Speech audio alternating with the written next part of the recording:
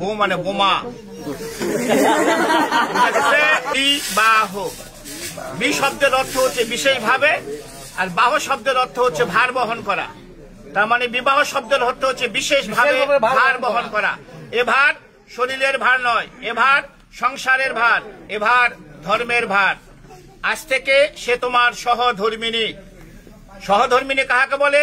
যে স্ত্রী তার স্বামীকে ধর্মের পথে নিয়ে আসে সে হয় সহধর্মিনী।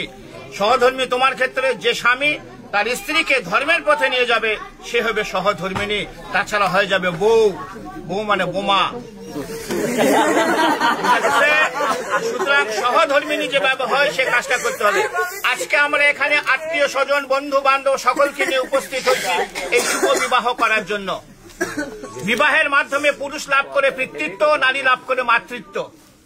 এই পিতৃত্ব এবং মাতৃত্বের মাধ্যমে গড়ে উঠে তাদের একটা সুখের সংসার। পিতামাতা, ভাই বোন, আত্মীয় স্বজন, বন্ধু বান্ধব সকলকে নিয়ে একসাথে থাকার তারা সংকল্প করে এই বিবাহের মাধ্যমে। মানুষের জন্ম থেকে মৃত্যু পর্যন্ত 10টি মাঙ্গলিক কর্ম আছে, তার মধ্যে বিবাহ হচ্ছে সর্বশ্রেষ্ঠ। এই বিবাহ এখন সবসময় যারা বিবাহ করছেন তারা জানে স্ত্রী সবসময় স্বামীর বাম দিকে থাকবে। এখনো কিন্তু বাম দিকে যায় নাই, আছে কোন দিকে? ডান দিকে। তুমি পারতিপক্ষে চেষ্টা করবা সবসময় একে বাম দিকে রাখার, চলাফেরা করার জন্য। এটা ব্রাহ্মণ হিসাবে আমার উপদেশ। কেন? বাম দিকে রাখলে আমার মতন একজন ব্রাহ্মণ দেখলে মনে করবে এটা তোমার স্ত্রী। ডান দিকে রাখলে আমি ভাবি বোন, অন্য কিছু মনে করতে পারি। যেখানে সম্ভব সেখানে এই কাজটা করতে হবে, সম্ভব যেখানে নয় সেখানে করার দরকার নাই।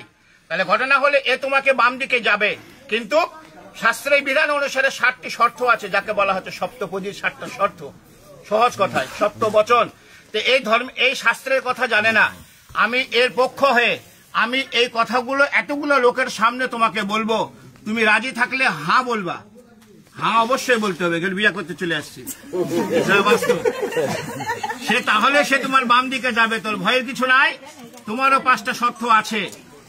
তখন তোমার 5টা শর্ত এ যদি মেনে নেয় তখন তুমি একে বাম দিকে নেবে, তাছাড়া নেওয়ার দরকার নাই। এখানে প্রশ্ন আসতে পারে যে এর 7টা ওর 5টা কেন? প্রশ্ন আসতে পারে। নারী হচ্ছে শক্তি। একটা পুরুষের জীবনে নারী হচ্ছে শক্তি। যে পুরুষের জীবনে নারী থাকবে না সে পুরুষের জীবনে কোনো শক্তি নাই।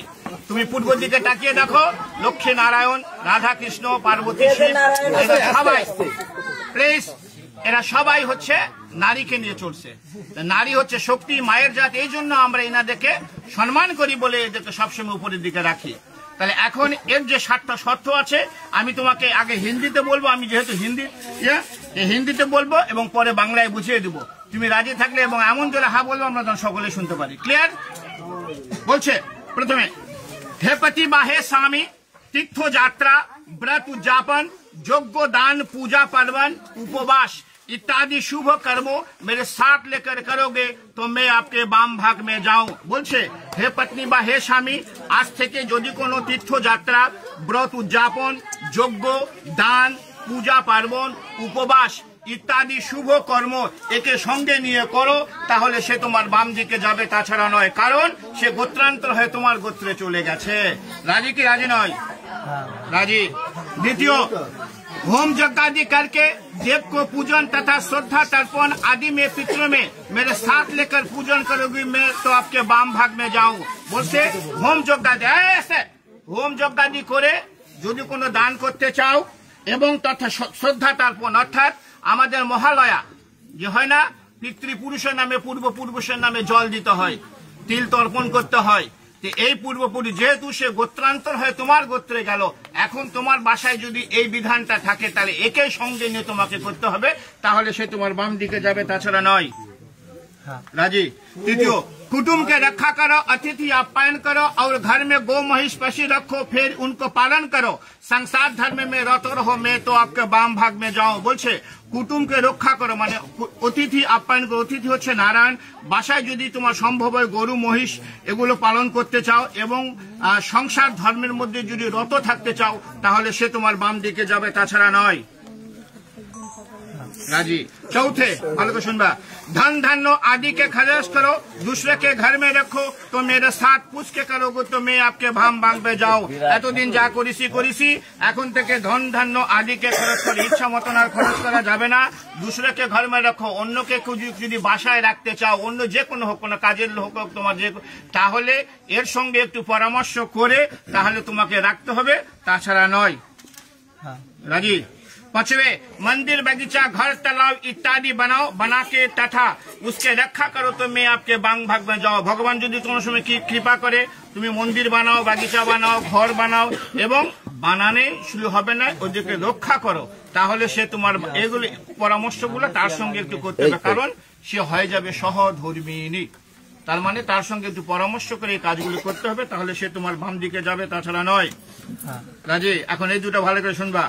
परदेश में यह अपना देश में व्यवसाय वाणिज्य चाकरी कृषि काज करके कमा कर लाओ और मेरे संपूर्ण भरण पोषण करो, मेरे बाबा माँ भाई बहन आत्मीय सज्जन के सम्मान करो तो मैं आपके बाम भाग में जाऊं। निजे देश হোক বিদেশে হোক, যার যে কর্ম ব্যবসা বাণিজ্য চাকরি কৃষি কাজ করে ইনকাম করে এনে এর সম্পূর্ণ ভরণ পোষণ তোমাকে করতে হবে। এর বাবা মা ভাই বোন আত্মীয় স্বজন যেগুলো আছে তাদেরকে সম্মান করতে হবে, তাহলে সে তোমার বাম দিকে যাবে, তাছাড়া নয়। রাজি। এটা একটু ভালো করে শুনে দিন, অবশ্য তোমার কাছে কোনো সমস্যা নেই।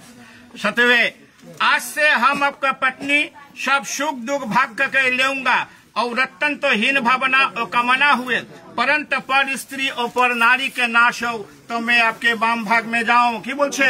আজ থেকে আমি তোমার পত্নী, আমরা একে অপরের সুখ দুঃখ ভাগ করে নিব, অত্যন্ত হীন ভাবনা ও কামনা হয়ে, परंतु पर স্ত্রী অন্য কোন স্ত্রী পর নারীকে নাশ হও, অর্থাৎ একে আজ থেকে যে চোখে দেখা যাবে এই চোখটা আর অন্য কোন নারীর প্রতি দেওয়া যাবে না, তাহলে সে তোমার বাম দিকে যাবে, তাছাড়া নয়। সবচেয়ে গুরুত্বপূর্ণ এটা।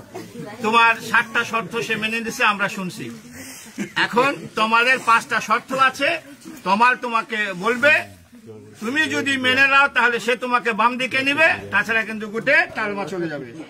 ভালো করে শুনবা। बर बोलছে, हे पत्नी मेरे चित्त के अनुकूल तुम्हारा चित्त रहेगी और सदा सदैव मेरे आज्ञा पालन करेगी तो तुम्हारा कहा हुआ वचन मैं मान लूंगा। बोलছে, हे पत्नी मेरे चित्त के अनुकूल, चित्त শব্দের অর্থ হচ্ছে মন, ওর মনের অনুকূলে তোমার মন সদা সর্বদা থাকতে হবে এবং তার আজ্ঞা পালন করতে হবে, তাহলে সে তোমাকে বাম দিকে নিবে, তাছাড়া নয়। রাজি। बर बोलते, सदा सदैव तुम प्रतिव्रत धर्म में प्राण रहोगी और प्रति सेवा करोगी तो तुम्हारा कहा हुआ वचन मान लूंगा। সে বলছে তুমি সদা সदैव প্রতিব্রত যে ধর্মটা আছে সেই ধর্মটা তোমাকে পালন করতে হবে, আর প্রতি যে সেবাটা আছে সেই সেবাটাও তোমাকে করতে হবে, তাহলে সে তোমাকে বাম দিকে নিবে, তাছাড়া নয়।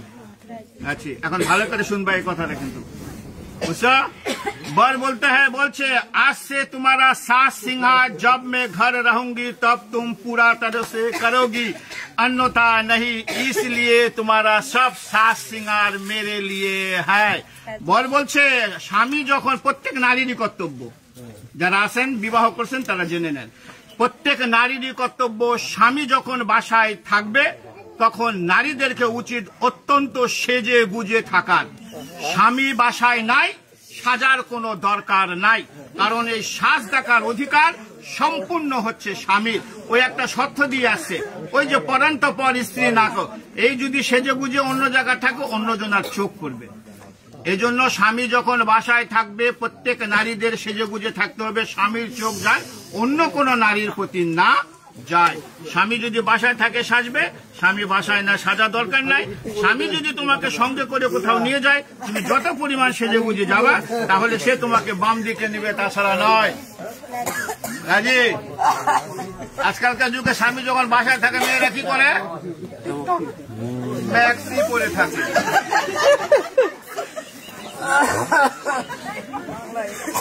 4 नंबर और बोलছে, मेरे घर में मेरे बाबा माँ, सुनते को सुनबा, मेरे घर में मेरे बाबा माँ भाई बहन भाभी जी है, उसके सच आज्ञा पालन में तत्परायण रहोगी और मेरा बाबा माँ के सेवा करेगी तो तुम्हारा कहा हुआ वचन मान लूंगा। বলিছে তুমি এই পরিবারে 20 বছর 22 বছর 24 বছরের পিতামাতা ইনারা, আমি ইনাদেরকে ভুলতে বলিনি। এই পিতামাতাকে যেভাবে ভালোবাসছো এর চেয়ে দ্বিগুণ ভালোবাসা দিয়ে ওর যে পিতা মাতা ভাই বোন ভাবি আছে ওদেরকে ভালোবাসা